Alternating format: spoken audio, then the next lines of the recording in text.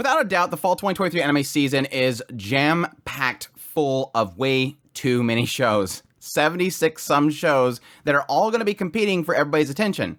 And as I'm looking through the entire season, looking at who's working on projects, what the show's about, looking at the previews and everything, one show stood out amongst all of them as being what I think is going to be the wild card of the season. The show that most people aren't going to pay attention to, that show that has massive amount of attention, but also could really screw up bad.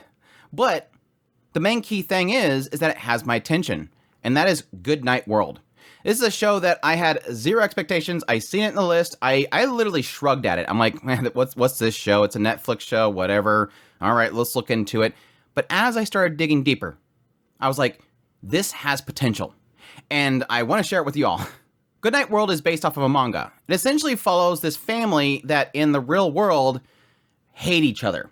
The mother is somewhere else in like a net cafe. She's separate from the family itself. The father seems to have some attitude problems and some issues at work. And then you have the two brothers that are kind of caught in the middle. One just seems to hate the real world, while the other one seems to be trying to move forward. Now, the twist in all this is that by some circumstances, what we haven't had revealed yet, they're all playing the same video game, a VR MMO, and they've all become a part of the same group, the Akabane family. And this is an infamous group within this game. Everybody's terrified of them, they're super powerful, but they're a tight-knit group, and, most importantly, a very caring family. So it's odd that these four individuals, mother, father, and these two brothers, hate each other in the real world, but somehow come together in a virtual world, not knowing who each other are, but forming a really strong family and a really strong bond, thus making you beg the question of, what's so different between the real world and in this world? Is that anonymity and different circumstances that ultimately bring them together. They're a nice match. They just don't match each other in the real world. And I thought to myself, as I'm reading the synopsis and I'm watching the preview, two different things. One, this has the potential to be extremely emotional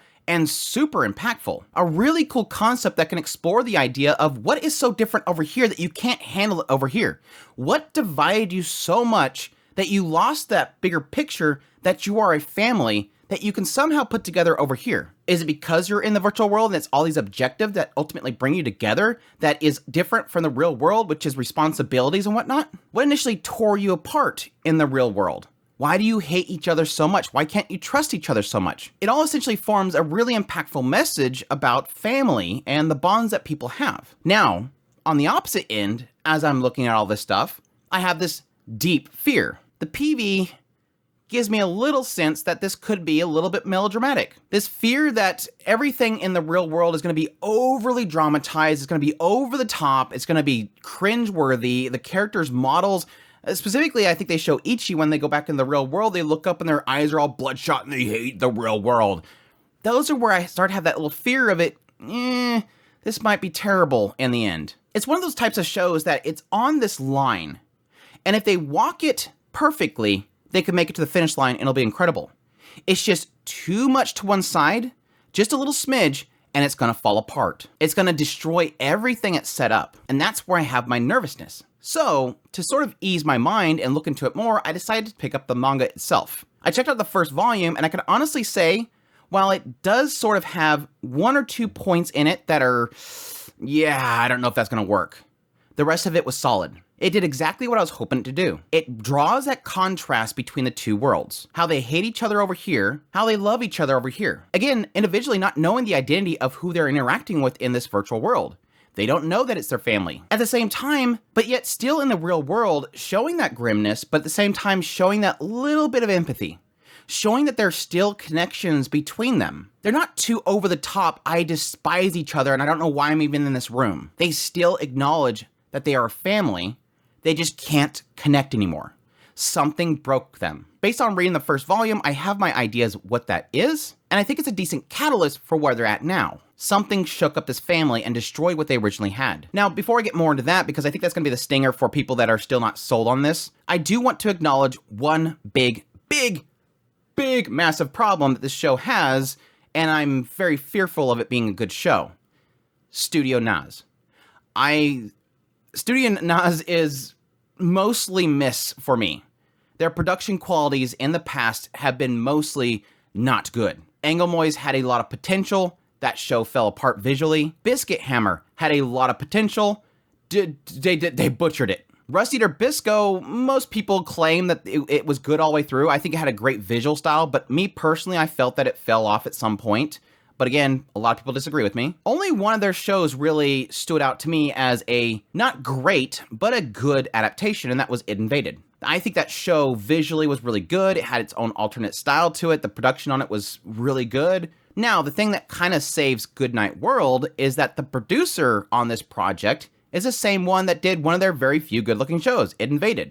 So that does give me a lot of hope that with this producer on board, who did a good job with Naz, maybe they could possibly push them to do a good job on Goodnight World as well. The other big positive here is that this is based off a manga, obviously, that has about 60 chapters. Based on reading the first volume, it does seem like this show could possibly put 4 chapters per episode, which means that this could possibly, we don't have an episode count yet, it's coming out in October 12th, it doesn't have an episode count yet, but if it's 12, 13 episodes, they could easily fully adapt this manga, which is another big plus. So I'm really hoping all this stuff kind of comes together to something good. Now, if you're not sold on the show yet, let me get into my reasoning on why I think this could be a really good story.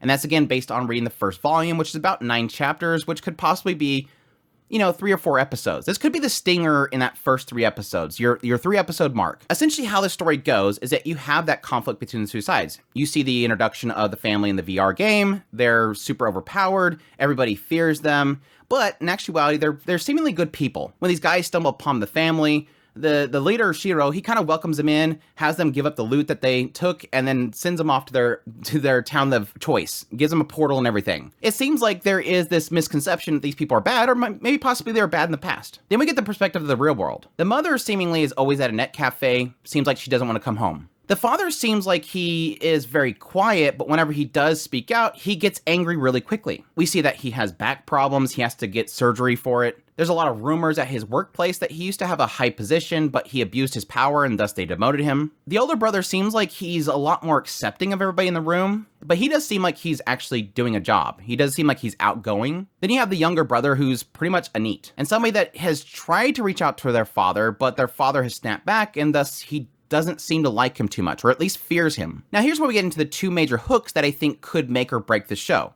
depending on how they execute it. One is how the family's broken, but there's still yet ties. But then we discover what's actually breaking the family apart, in my opinion. It's only hinted at so far. There is another sibling in the family that died at some point, and I think that was probably the catalyst for breaking everybody apart. Not only that, but it does seem to be the driving force for at least the father to be playing the game. Here's where we get into it's a driving force, but it can also be really stupid. There is sort of a rogue code in the internet that can seep into games, and it can kill people in VR games. And this particular code has been found in the game they're playing, Planet. And this code manifests itself as this bird. And if it kills somebody in the game, they don't just get a penalty, it'll shock and kill them. It'll shoot through their VR system and kill them. And it seems to be implying that the father has been looking for this code. So immediately when he finds out that one of his members is pretty much taken out by this code, he immediately starts calling up this organization saying, I've found the code. Which makes you believe that the reason why he's finding this code is because, yes, this one child that they had that has died probably died of this code, and he's looking for it. So it's almost like the father is trying to put at ease their family by finally putting to rest the one that killed their family member, which could possibly be the thing that ultimately brings them all back together. Yes, initially seeing this, I go, we're doing the Sword Art Online thing. Here we go. You die in the game, you die in real life. All right. But I don't think it has quite pushed me off yet. It's like, yeah, I definitely did cringe a little bit at going, oh, we're not doing this, are we? But it's a little bit different, and it could possibly work out in the end. So I'm gonna give it a chance. But yes, this is the big hook at the end of the first volume. This is the big hook that'll probably be in the first 3 or 4 episodes. They all have a common bond, but they all don't know that. I am still also curious as to what eventually brought them together in the game itself. I think I know who did it, but my assumption is that somebody in the family probably brought them all together in the game, hoping that they can probably restore their bonds. But we'll see whenever that actually gets revealed. It's all to say this is a interesting story. I love stories about families, and yes, as much as it hurts, I am interested in families that are broken that ultimately could possibly find bonds again. They're all playing this game for different reasons, and they've somehow managed to come together. And despite the fact that they're so in love with each other in the game, you wonder why they can't work that out in the real world. It's often that when we're playing video games that we're a different person than we are in the real world. I did that for the longest time playing MMOs with World of Warcraft and Ultimate Online. I acted completely different than I acted in the real world. It's those personas that we build, which some would believe is our true selves, that we just are not comfortable with showing in the real world. And some would claim that it's just us trying to be something different, an escape. But the big question is, if it can work here, why can't it work out here? Either way, like I said, the massive, massive wild card of the fall 2023 anime season, I'm definitely going to be checking it out. Again, apparently it's October 12th it's coming out. Again, I'm hoping that it's going to be a full 12 episodes. If not, I'm not sure if they can cover the whole manga, but that's the hope that I have there. But I just want to get on here and tell you guys everything I found out, because I could not get this out of my head ever since me and Chris talked about it on our podcast where we went through all 76 shows of the coming season. If you haven't checked that out, check that out. We have a playlist for the Otaku Spirit Anime Cast. Check out that podcast. Again, we went through every single one of it. And this is the one that I was like, I can't stop thinking about this stupid show. It could be totally stupid. This show can completely bomb. It could be super cringe. It could be super melodramatic.